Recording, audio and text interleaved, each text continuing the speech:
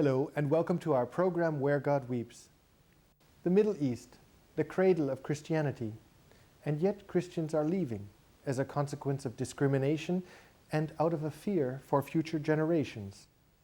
At the present rate, the Middle East's 12 million Christians will likely drop to 6 million by the year 2020. With time, the risk is that Christians will entirely disappear from the region as a political and cultural force. To tell us more, it's my great privilege to welcome Father Borg Olivier, a Jesuit priest that has worked 18 years in Egypt and still today, here from Rome, works for the Catholic community in Lebanon.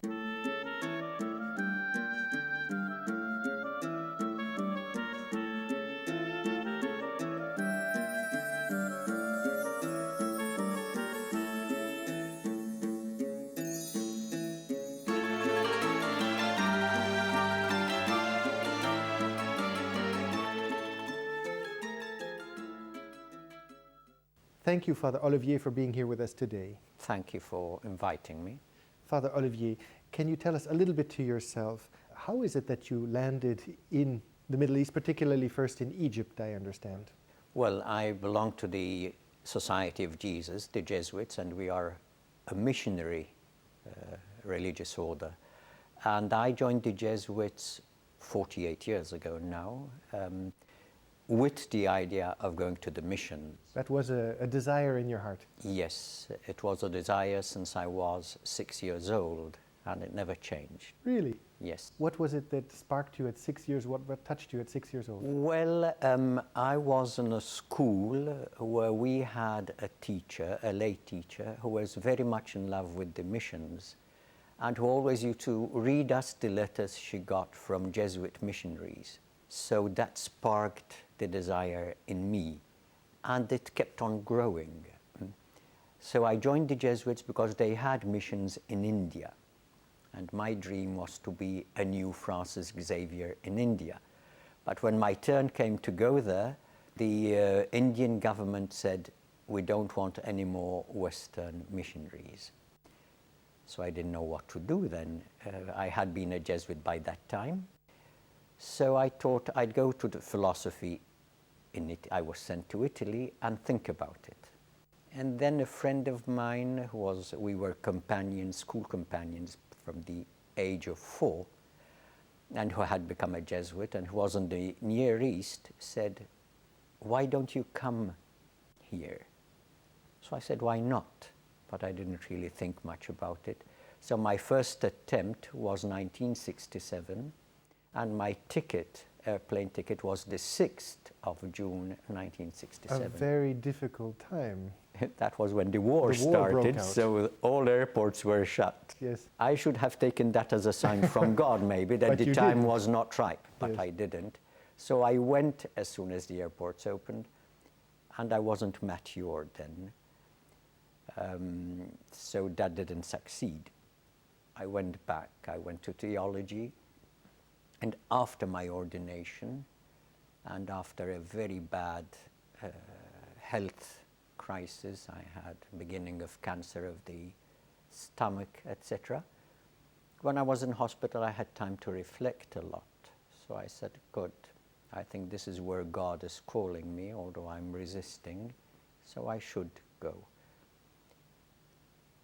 I asked for Brazil again because my romantic vein of being a Francis Xavier going around the Amazon was still there, but Father Arupe very wisely said, take something closer.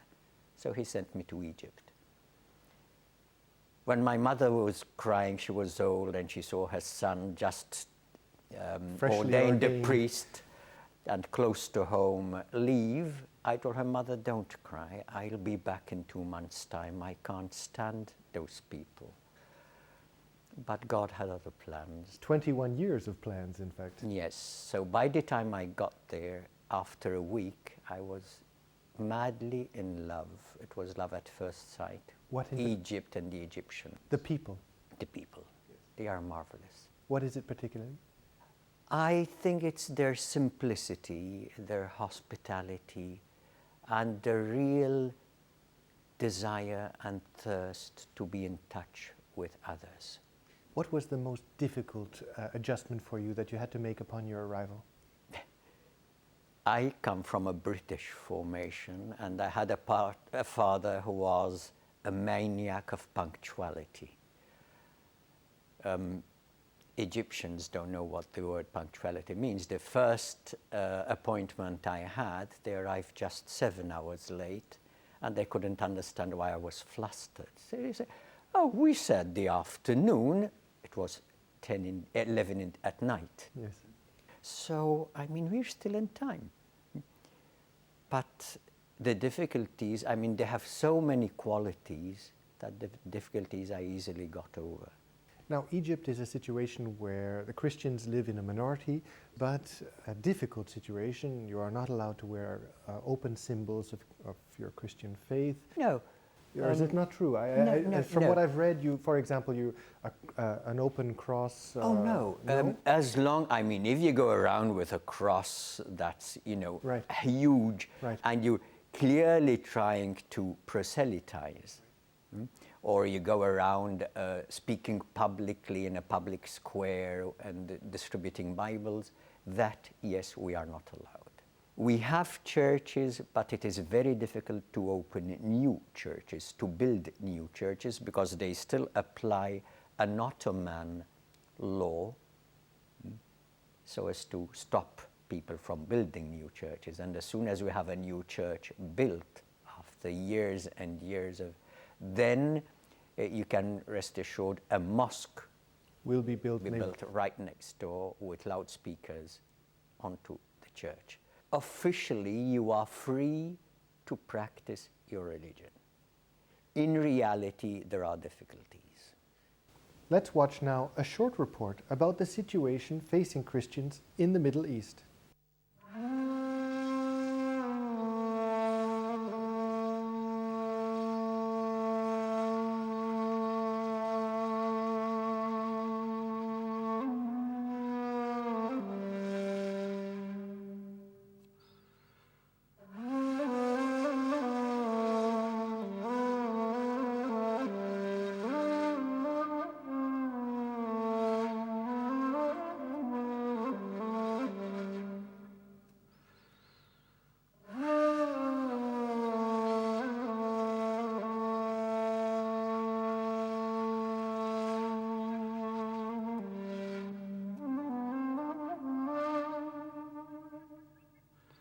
Many of these sites, after the Muslim conquest, has been retained as places of prayer many times by Muslims as well. And wherever you dig open the soil in the Middle East today, specifically in Syria, Lebanon, Palestine, Israel, Egypt, Iraq, you find ruins of churches and monasteries.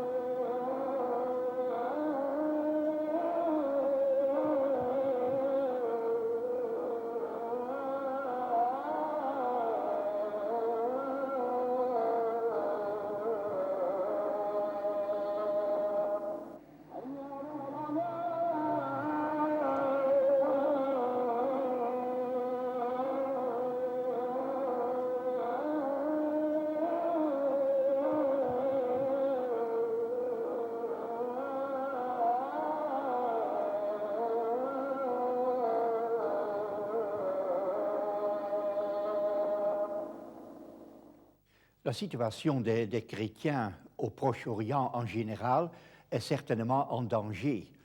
C'est-à-dire, de plus en plus, les chrétiens n'ont pas espoir dans l'avenir, et pour cette raison, les chrétiens cherchent pour leur famille, pour leurs enfants, de quitter le Proche-Orient.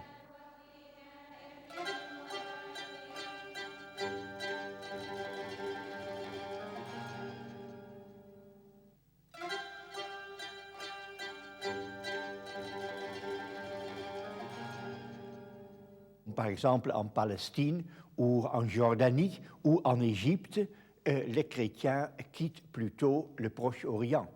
Et cela crée une situation assez difficile parce qu'on risque fort que dans l'avenir, il n'y aura plus de chrétiens à Jérusalem, la cité du Seigneur.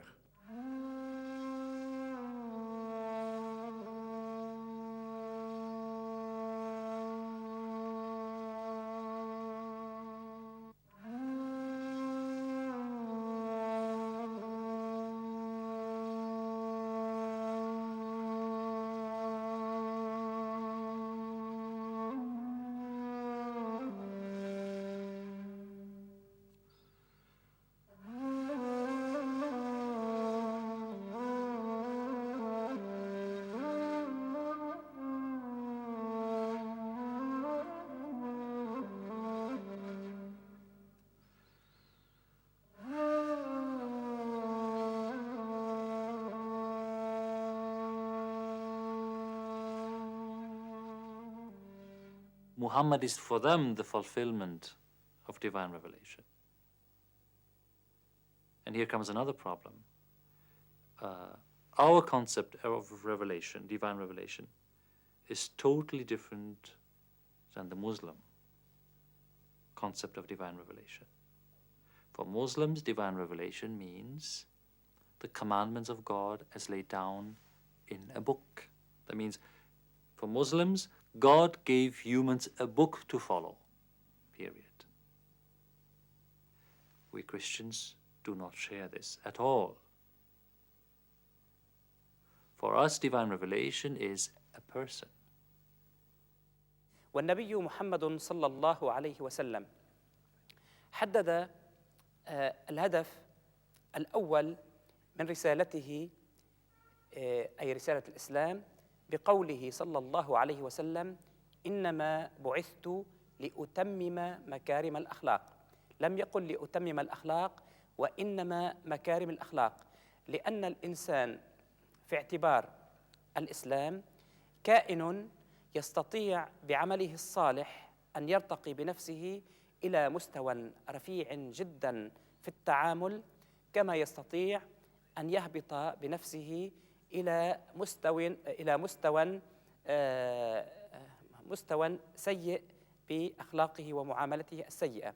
لذلك يجب علينا تربية الناس على القيم والأخلاق الفاضلة ليعيشوا حياة هانئة كريمة، سواء في الأسرة أو في المجتمع أو في العلاقة بين الأمم والشعوب.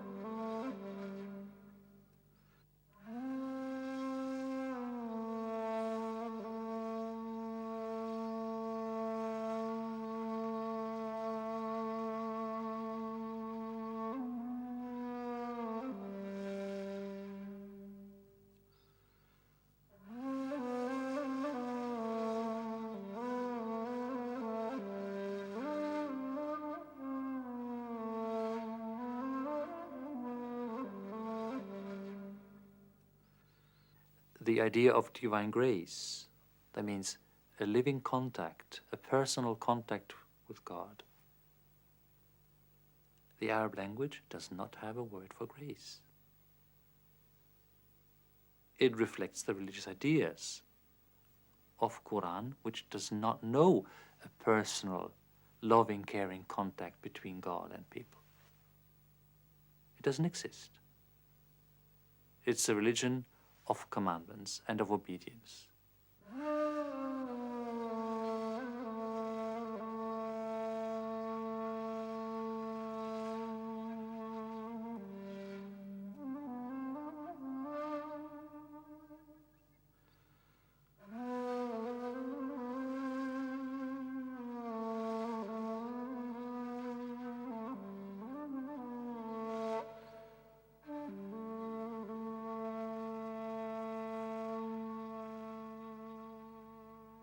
là où l'islam a une majorité, par la force des choses, et ce qui est aussi inscrit dans le livre saint, les chrétiens sont des citoyens, mais pas à part entière. Ils sont des citoyens de deuxième classe. Alors il y a un certain nombre de possibilités qui sont ouvertes dans d'autres pays, mais qui sont alors impossibles pour les chrétiens.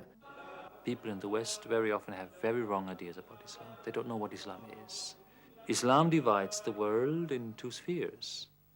Dar al-Islam, the world of Islam, and Dar al-Harb, which is the world of war. That means there are two categories of people.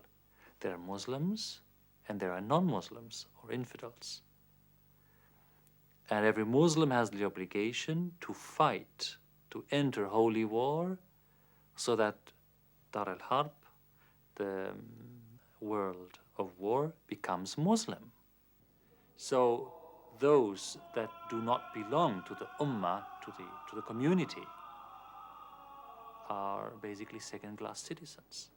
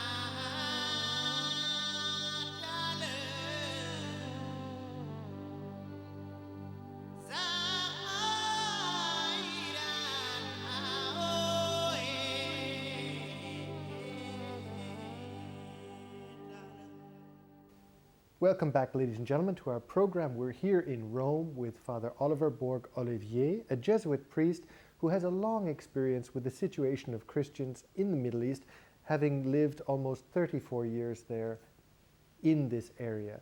Father Olivier, Christians are facing a difficult situation, for example, in the Holy Land, Bethlehem, the heart of Christianity, for the first time in the history of Christianity, has lost its Christian majority. What implications does this have for the Holy Land and for the wider region? Oh, I think it reflects the situation of Christians in the whole of the Middle East. Up to 30 years ago, Christians were at least 10%, in some countries 20%, and in Lebanon they were the majority. Nowadays, they are reduced to 10% in most countries at best, except Lebanon, where they are now 30%, and they are diminishing very rapidly. I think there are various reasons for that. Part is certainly the rising fundamentalism and the tendency to have fundamentalist governments, at least the possibility of having that. Take Hamas in Palestine, take the rise of Hezbollah in Lebanon, the rise of fundamentalists in Egypt. Christians are afraid. What are we to expect if those really come to power? It does not necessarily mean that if they do come to power, Christians will have a harder... Will be persecuted necessarily, yes. Not necessarily. But there is a fear, I suppose, for the future of the There generation. is a great fear, and I can understand that. I mean, there are signs in other countries which don't promise much good. So that is one factor, certainly the rise of fundamentalism. The other is the economical situation A lot of the emigration is an economical emigration, if we can say that. And then there is the security question. I know in Lebanon, a sociologist from our university was telling us in a meeting we had that research shows that the young people leaving Lebanon are equally distributed practically Between on the Christians, Sunnis and Shia. So it's not just the Christians. It's an economic problem. It is an economic problem and a security problem. People are very afraid in Lebanon because of the situation. I have friends in the university, teachers with me, parents of our children in our schools, saying, what future can we offer our children here? We are afraid they go out in the school bus and they won't be coming back because of some bomb explosion. And that is really right now a fear, especially in Egypt. I want to talk a little bit also about Christians in other countries, because although it might be, we might give the impression that there is difficulties throughout the Middle East, it's not necessarily the case. For example, Iran has a large Armenian Christian community, and Syria has always had a history of tolerance towards Christians. How would you see the spectrum of Christians throughout in these regions? It's true that Iran has a large Armenian community. It does not mean they have all the liberty they would need. As long as you toe the line, then there is no problem, there is no trouble. But you have to toe the line. The same is true even in Syria, I would say. Syrian constitution is a lay constitution. And certainly Christians are better off in a way than in some other countries. Just think of Saudi Arabia. For example, I mean, I suppose I bring this example because now with the situation of Christians in Iraq, Christians are going to Syria because they know that there they will receive and be welcomed. Yes. No, there is no doubt about that. Still, for example, I'll give just an example. If you have some movements, they cannot be, let's say, using the word community, like Christian Life Communities or the Focolare community. That is taboo. So we have to adapt. But there is freedom. In fact, the Jesuits may probably open a school there. Before, there was a time when they had nationalized all the Catholic schools. Now there is a possibility of maybe opening some schools again. So there are positive signs there, no doubt. There are other countries like, for example, Dubai, Bahrain, etc., where Christians are being asked to come and open schools, where the state itself has given the land and helped to build the church. Why? Because they want Westerners to come. They know they have a lot of even Indians, Filipinos, etc., coming, and they need them for their economy, for the labor. So at the same time, they know if they don't give them the facilities, they will not come. But I mean, it's an occasion, and it's an occasion for the church to testify its presence and to enter into dialogue with those people, something we don't have yet in Saudi Arabia. And that is a real difficulty. Wahhabism is, of course, the strictest form of Islam. Question for you, we see the rise of extremism. How is this going to impact? Because it seems there's a polarization between Christians being perceived as agents of Western culture and the Muslim extremism rising in contradiction to this. How do you see in the Middle East the rise of extremism and this impact on Christianity? I think one thing the church can do, this is my opinion, my personal opinion, is to show the West that although fundamentalism is very noisy, and so it gives the impression it has the vast majority of the population. That is not true.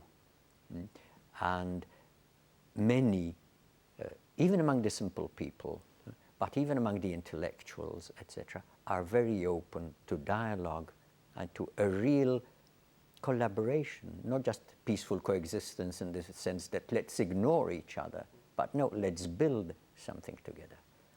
And I think that is very important. And I think it is important in our, for example, seminaries, in the faculties of theology, in the universities we have, to work on that. What would be the role of Christians in the future in the Middle East? Reconciliation. St. Paul says we Christians are ambassadors of reconciliation, and I think that is the most important role we have, on one condition, that first we are reconciled with ourselves and as individuals and among ourselves as Christians. As long as we keep giving a negative image of, by being so divided among ourselves. You spoke of Bethlehem. Before the problem of Bethlehem with diminishing numbers, there is the biggest scandal of the division within the Church of the Nativity itself and the quarrels between different rites and churches. So, but I think that will be our mission even more and more in a region that is so divided and so. And then exactly the mission of being signs of hope, being the harbingers of resurrection. So reconciliation with ourselves first, and then reconciliation with the others. And helping others live that reconciliation. Father Olivier, thank you for having been with us today in our program. Thank you. Thank you, ladies and gentlemen. And if you'd like to know more about the situation facing Christians in the Middle East, I would ask you to look at the contact information at the end of this program. And we look forward to seeing you next time on Where God Weeps.